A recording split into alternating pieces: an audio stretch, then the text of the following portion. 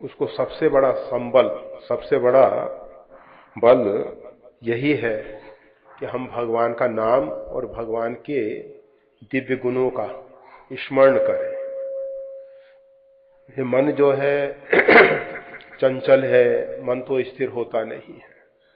मन को स्थिर करने के लिए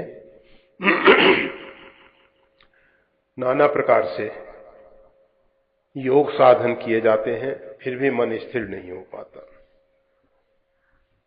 हम सब चाहते हैं जीवन में परमार्थ की प्राप्ति हो, जीवन में परम अर्थ अर्थात राम ब्रह्म परमार्थ रूपा, जीव का जो परम अर्थ है वो है परमात्मा श्री राम। हम परमात्मा की प्राप्ति करना चाहते हैं, परमात्मा के मार्ग में आगे बढ़ना चाहते हैं। मन हमारा चंचल है, ऐसी स्थिति में भगवान के दिव्य गुणों का, भगवान के नाम का सुमरन करते हुए मार्ग में आगे बढ़ें तो सफलता मिलती है।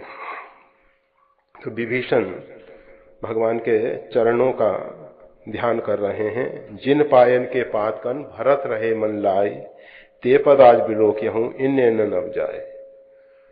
जिन चरण कमल की पादुका का आश्रय लेके भरत जी का मन जो है परमात्मा में लगा हुआ है, उन चरणों का आज दर्शन करूंगा।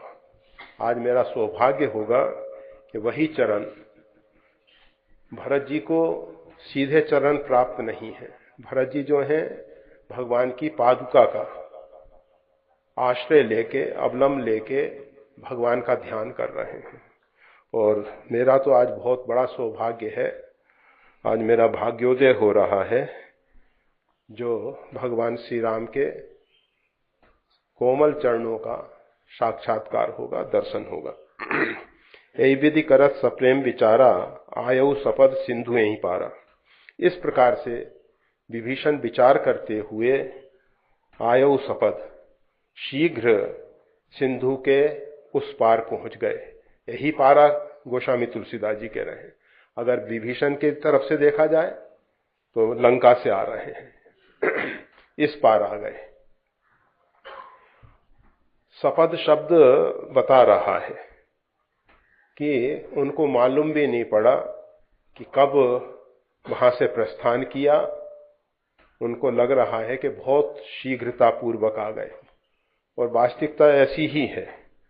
अगर हमारा मन भगवान के चरण कमलों में लगा हुआ है, ध्यान में हम डूबे हुए हैं, तो समय मालूम नहीं पड़ता।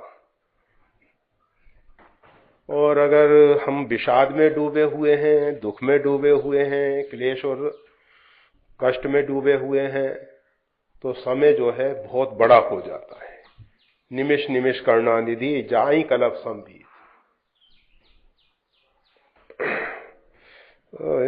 विभीषण को ध्यान का, भगवान के नाम और गुणों का जो आनंद मिल रहा है, उस आनंद के कारण उनको समय का मालूम नहीं पड़ा, और सतयोजन विस्तार वाला समुद्र शीघ्रता पूर्वक पार करके आ गए।